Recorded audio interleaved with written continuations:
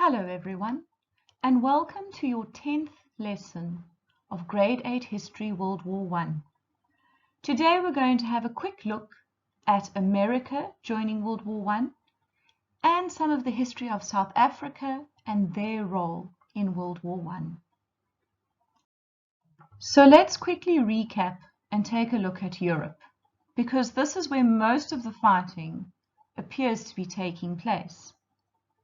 The map is from 1914 to 1917.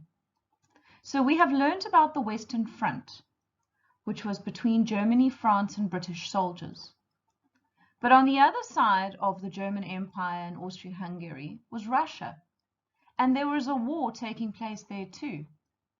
That was known as the Eastern Front. And so they were being attacked on both sides. Let us remind ourselves that those that are in a light orange color are the one team, which was France, Great Britain, Italy, Portugal, Russia, Greece, to name but a few. The Central Powers, which were Germany, Austria-Hungary, now included Bulgaria as well as the Ottoman Empire.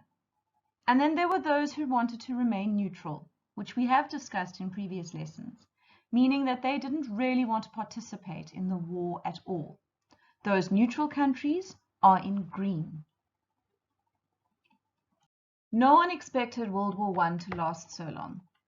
Everyone thought it would be a quick couple of months in 1914 and it would all be over. Unfortunately, this was not the case, and the war actually lasted until 1918. So some things changed in 1917, the third year of the war.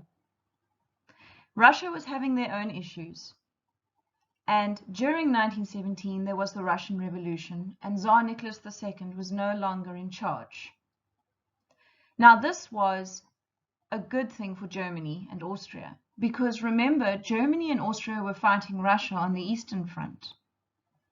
A group called the Bolsheviks took over Russia in November, and they made peace with the Central Powers. They made peace with Germany and Austria, and they started to withdraw their troops almost immediately. This meant that Germany no longer had to worry about the Eastern Front, and were able to move their troops elsewhere. This was not good for Britain and France, and anyone else who was allied with them. The United States entered the war on the side of the Allies, that being Britain, France, and each of their colonies.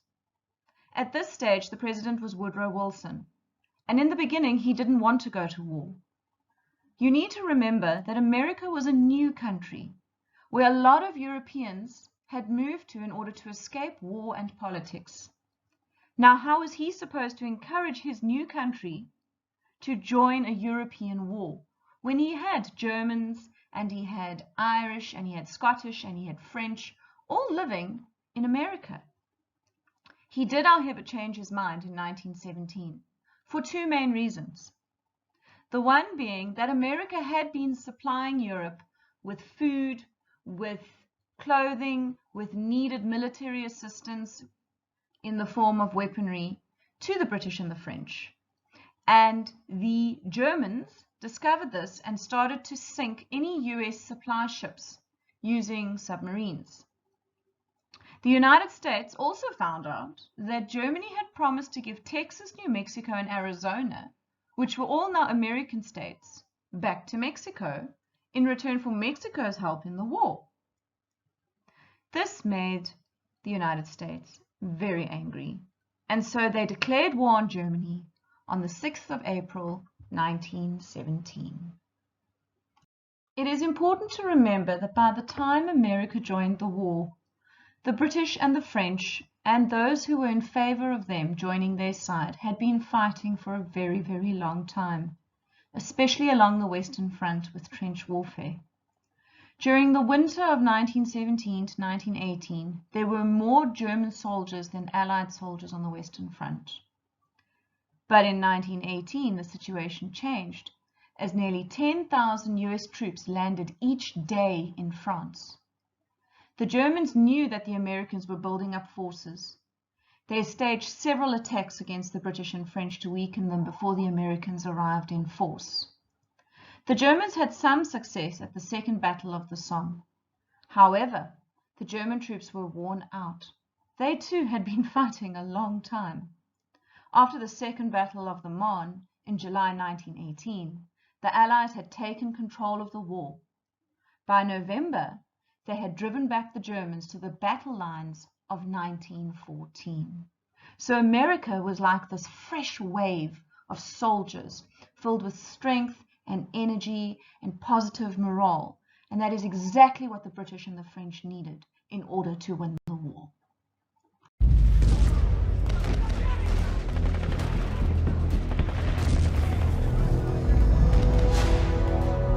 So America watches World War I from 1914 to April of 1917. And people ask why. Why doesn't America get involved immediately? And American politicians are petrified of being drawn into a foreign war and fighting for foreign ends. Remember, the United States is a nation of immigrants. People came here to avoid war in Europe. The Americans had, from the very beginning, an official policy of neutrality. But neutrality never meant indifference or apathy. Even though we're saying we don't want to involve ourselves, we certainly were sympathetic in trying to help and aid that cause in ways that the Germans saw as being destructive to their war aims. So in all those ways, the Wilson administration is walking a tightrope. Woodrow Wilson, after all, runs for re-election in 1916 on the slogan, "He kept us out of war." And yet within a year after winning that election, that very same president is declaring war on the Germans.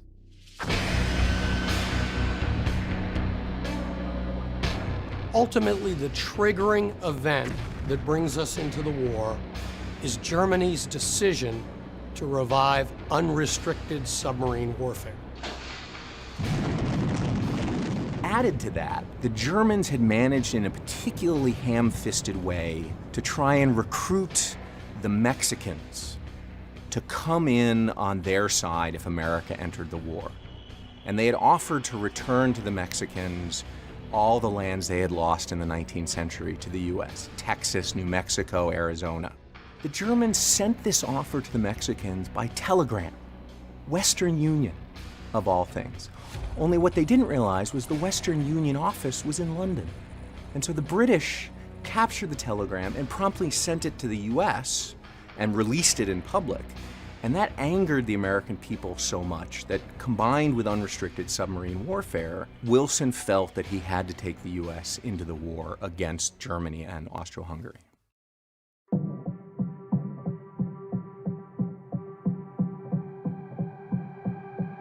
When America entered the conflict, it changed the war. Although not as much as everybody expected, because just as America was entering the war, Russia was dropping out. Now, it's a race. As Russia is leaving the war, can the United States get enough troops in to tilt that scale in favor of the Allies? They brought in the men, the materiel, and the resources that these allies needed desperately.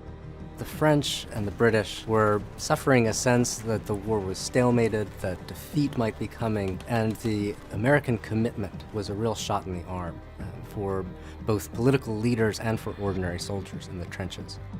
Prior to the outbreak of World War I, America was recognized as a strong young nation. By joining with the Allies and really helping to bring about the end of the war, we positioned ourselves as one of the world powers for the rest of the century.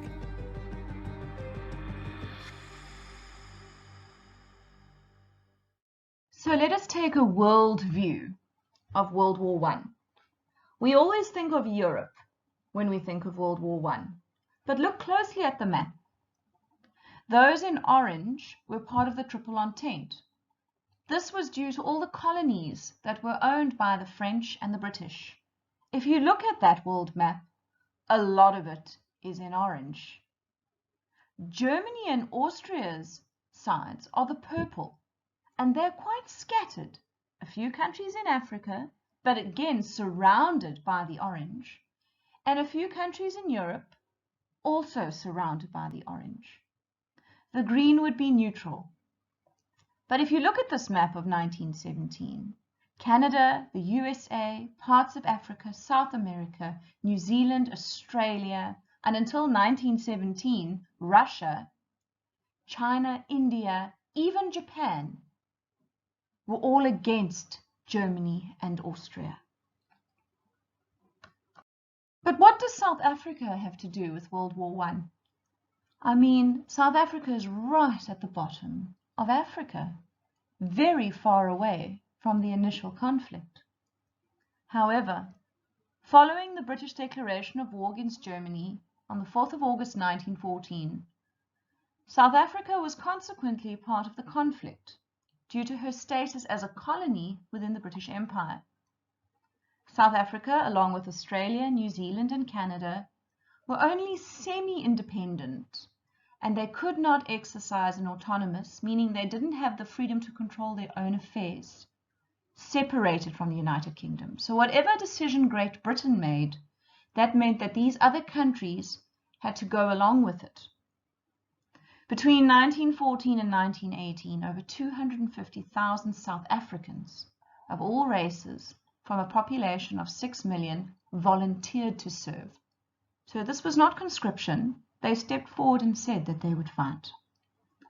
Thousands more enlisted the British Army directly, with over 3,000 joining the British Royal Flying Corps. More than 146,000 whites, 83,000 blacks, and 2,500 coloureds and Indians fought in either the German Southwest Africa, known as Namibia, which was then controlled by Germany. They also fought in East Africa, the Middle East, or in Europe on the Western Front. Over 7,000 South Africans were killed and nearly 12,000 were wounded during the course of the war. 8 South Africans won the Victoria Cross, which was a prestigious award of the British honours system. It is awarded for the valour, almost the bravery in the presence of the enemy, to the members of the British Armed Forces for gallantry, the Empire's highest and most prestigious military medal. I'm going to end this lesson with a summary video of South Africa. It is important for you to watch the whole video, as it supplies very important context as to where South Africa fits in world history. Some of the information you already know, and so it's a good reminder. Some of the information you haven't learned yet, but it shows you where South Africa fits in and the part that South Africa played during World War I. Every week we talk about all of the fronts of the war in Europe, but this was a world war, and there are nations and colonies involved that we don't mention quite so often. So to help fill in some of those gaps, let's look far, far to the south.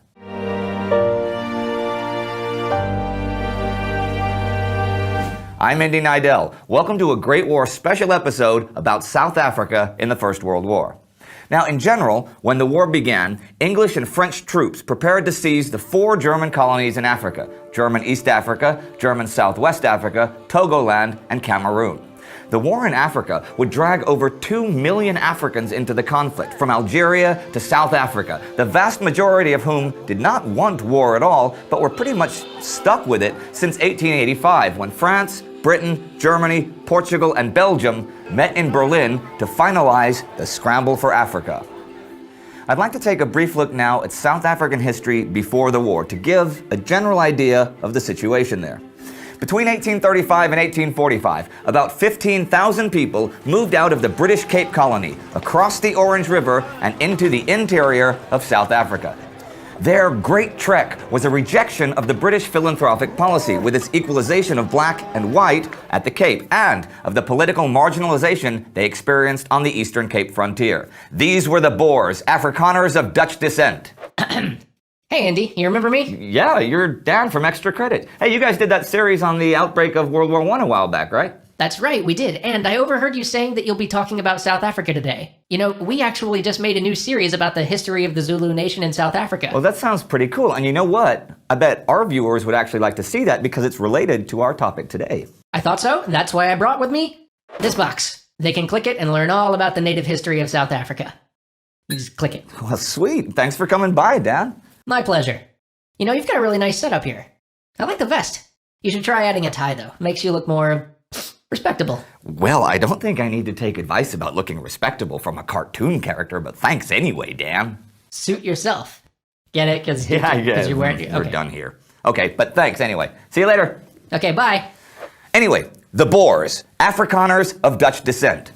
They established two independent republics, the Transvaal and the Orange Free State, recognized by Britain in the early 1850s. By the 1870s, though, especially after the discovery of diamonds in 1871 had brought in a huge influx of British immigrants, the British wanted to form a confederation of the Boer republics, the British colonies, and the independent African groups, all under British control. So, in 1877, the British annexed the Transvaal. As you may imagine, the Boers protested and finally revolted in 1880. The war was fairly brief and the British were outnumbered, and the result was the independence of the Transvaal once again. The Second Boer War, lasting from 1899 to 1902, was pretty much the end game of the struggle for power in the region. Now, this war was highly controversial at the time, as opposed to other colonial wars. For the British were fighting two Christian, mostly Protestant, white nations settled by Europeans, and it could not be justified with the arguments of other colonial wars that it was against uncivilized or inferior peoples. Protests actually sprang up around the world, as many saw this as simply a means to gain control of the diamond and gold mines there. The Boers were initially successful and handed the British some hard defeats. The British responded with heavy reinforcements, and by the fall of 1900 had annexed both the Transvaal and the Orange Free State. The war seemed to be over, but the Boers embarked on a successful campaign of guerrilla warfare, taking supplies and disrupting communication and mounting localized raids. The British responded to this with a scorched earth policy, burning some 30,000 farms, and then built concentration camps, effectively ending the resistance. Now that's a really short version, and you should look up a longer one. Fast forward to 1914 as the World War begins, and you see the British influence taking precedence in the South African drive to take the German colonies for their own. And it was in August 1914 that Louis Botha and Jan Smuts took the Union of South Africa into the war in support of Great Britain. Botha had been a leader of Boer forces against the British in the Second Boer War, and in 1910 had been elected the first president of the Union of South Africa when it was formally created. Jan Smuts, another former Boer military leader, was Botha's Minister of Defense. Now, since the end of the Second Boer War, both men had worked for increased harmony between South Africa and Britain, and as the war began, believed that South Africa, even with nominal independence, must support the British war effort. They quickly ordered troops into the German protectorate of Southwest Africa. Many Afrikaners opposed going to war with Germany, though, since Germany had aided them in the Boer Wars, and open revolt soon developed. The Maritz Rebellion, which lasted from September 1914 to early 1915, and which even proclaimed a new government. It was put down by forces loyal to Botha and Smuts, who had declared martial law. So, the campaign against German Southwest Africa.